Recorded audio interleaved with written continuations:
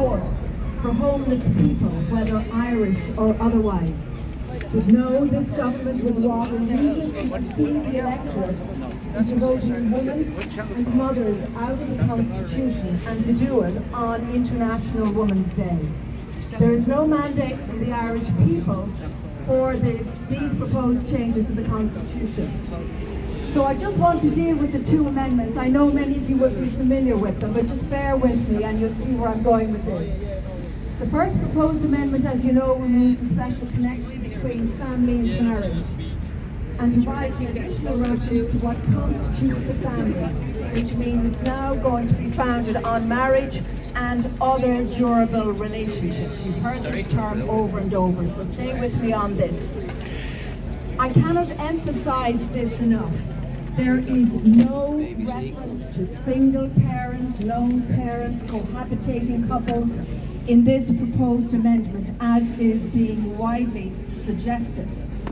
This is just misinformation or disinformation being peddled principally by Minister Roderick O'Gorman and by government-funded NGOs, principally the National Women's Council. One could be forgiven for thinking they knew something that the rest of us do not. Now hold that thought, because I'll come back to that in just a moment. So who is the body that is tasked with dealing with misinformation and disinformation during elections? You guessed it, yes, it's the Electoral Commission. But mysteriously, their powers to deal with misinformation and disinformation have not yet been enforced by ministerial order. How convenient is that? This gives a free rein to O'Gorman and his pals. So when you combine that information with the following, I think you'll join the dots. This government rushed through this legislation using guillotine motions, with little or no Dáil input. They chose the phrase other durable relationships, even though they tell us that it will be a matter for the courts to define the phrase other durable relationships after the referendum in the event of a yes vote. So what do we have in our legal system at the moment that has the exact same phrase, durable relationships? Yes, you guessed it, the transposed EU directive, which is currently being analysed and interpreted by the Superior Court decisions. So expect a plan. The plan will be, in the event of a yes vote, to encourage the courts to adopt the reasoning and interpretations regarding the EU transposed directive. As how else will the courts divine the will of the people? Because, as you know, all we have are three words. They have not been interpreted. So how is the court going to interpret them? How is the court going to divine the will of the people?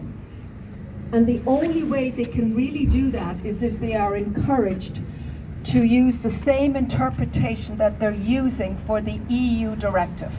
That's something that I think we need to give consideration to.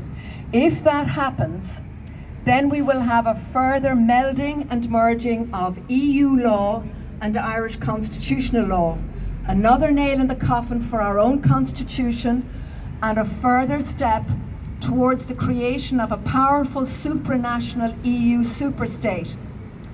Job well done. Thank you, Roderick, from the boys and girls up above. Oops, or should I say they, them, it. Have I missed a pronoun?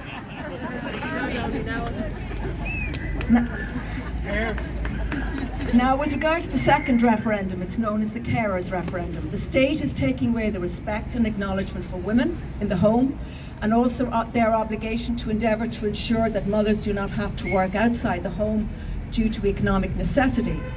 And they are going to replace it with a very vague article that recognises care between family members, poses no obligation on the state to provide for such carers. Thus, what the state is doing is two proposed changes which effectively involves them abrogating their responsibility in two areas. One, by removing from themselves any responsibility for mothers in the home, and two, in the proposed amendment by leaving it up to family members themselves to care for one another. You're on your own, guys, if this goes through. The use of the word strive to support such carers is meaningless. Strive simply means to try, and it imposes no obligation on the state, contrary to what is being stated out there. Literally meaningless and does not legally oblige or mandate the state to do anything.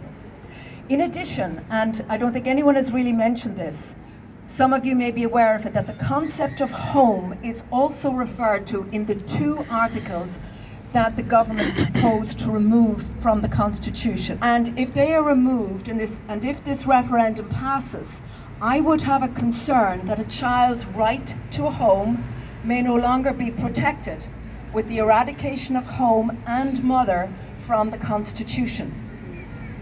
So as a proud Irish woman who can trace her ancestry back generations, I am deeply concerned at what this government proposed to do to the mothers of Ireland. They are showing no respect for women or mothers or the importance of home life.